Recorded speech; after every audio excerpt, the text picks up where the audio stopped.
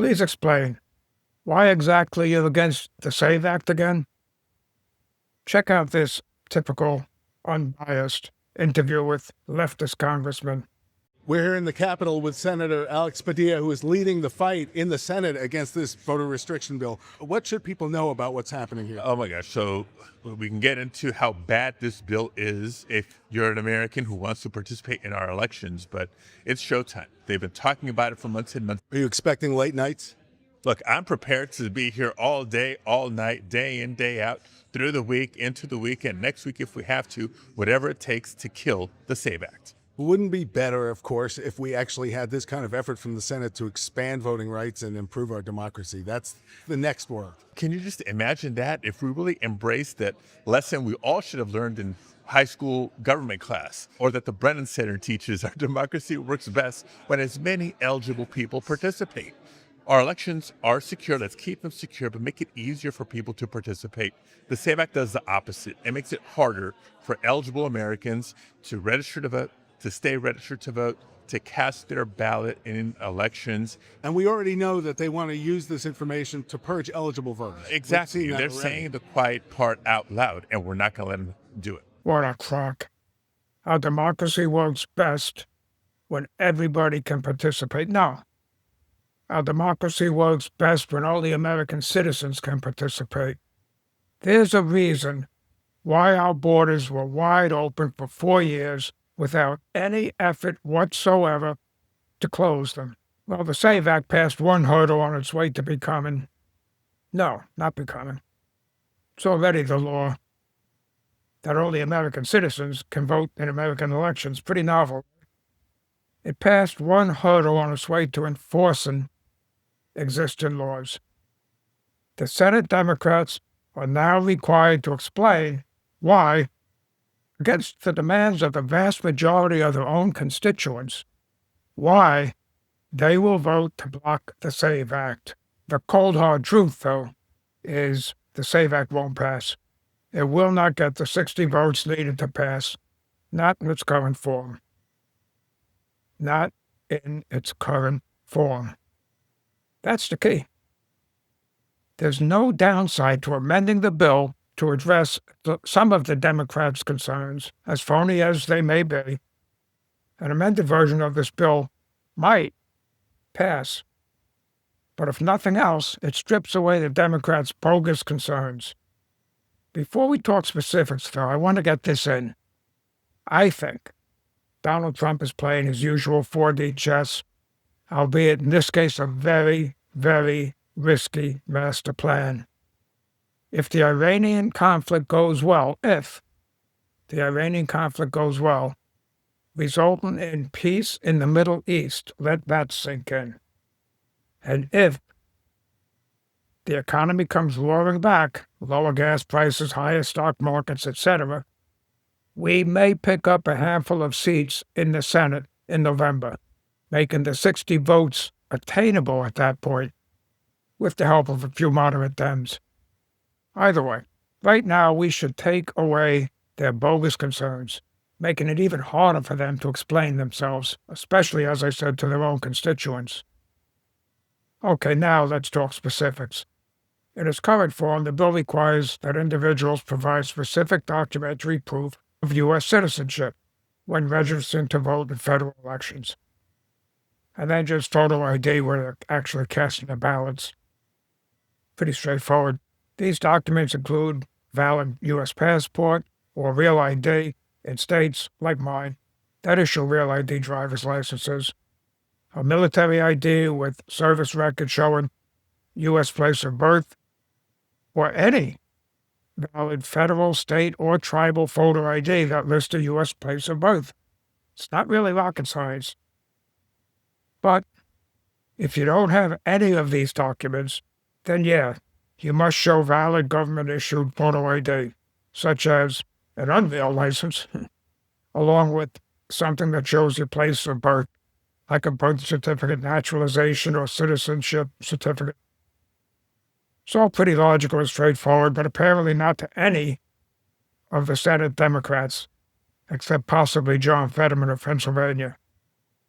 Now, individuals whose current legal name change due to marriages, etc., and don't match the name on their birth certificate, they'd be required to provide additional documentation such as a marriage certificate. And this is really where a lot of the conflict comes from. And you know what? I have a compromise solution to this. Allow for government database verification. No documents required from the voters. Automatic verification using existing records. In this case, states must check Social Security records, DMV records, immigration database before rejecting a registration.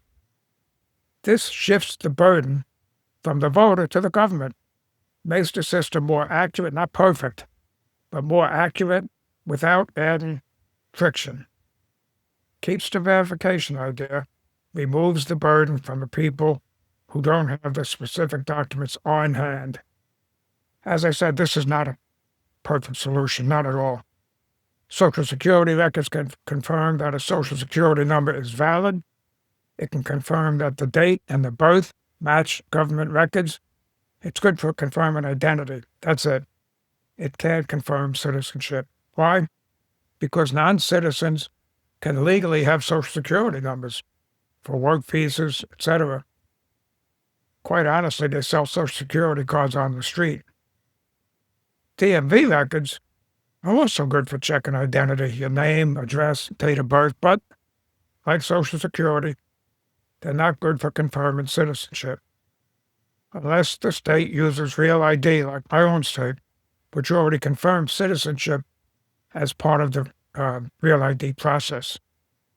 However, many states, California comes to mind, issue licenses to non-citizens, legal residents, visa holders, etc., and to illegal aliens.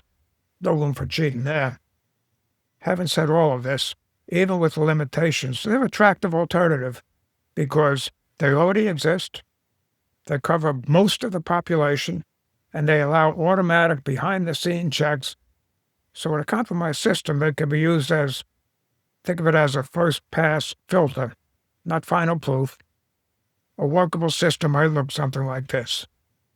Check Social Security and DMV records automatically. If everything matches, accept the registration. If there's a mismatch, ask for additional proof, a passport, birth certificate, etc. That's why the issue is so contentious, to be quite honest. There's no single, simple database that solves a claim.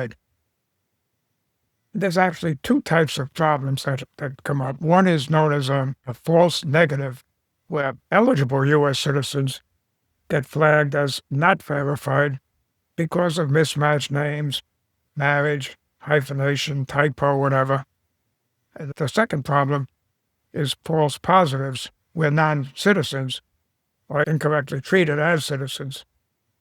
So here's what I think is a practical way to minimize accidental citizen blocks while stopping most ineligible voters. Again, not perfect. Number one, use automatic database checks as a first pass. Instead of relying on people to prove their citizenship with documents, check multiple databases automatically. As I said, Social Security can check your name, date of birth, and Social Security number. Your DMV records checks the same thing. The goal is to catch obvious mismatches without burdening the voter. That's the goal. This filters many potential ineligible voters automatically. It will still erroneously flag some citizens, so further steps are needed. So number two, allow for provisional ballots for flagged voters. If a voter's record doesn't match the database, they're still allowed to vote immediately using a provisional ballot, and then their registration/eligibility can then be verified within a short window of, 7 or 10 days. This way, citizens aren't blocked from voting. Non-citizens can't get counted if they fail verification. So instead of forcing voters to provide paperwork immediately, election officials verify in the background checks using federal and state database. It only asks for additional proof if the automated checks fail. In addition, send voters clear alerts if there is a mismatch. Offer simple instructions and deadlines to fix it. Provide help desk, maybe even mobile verification units.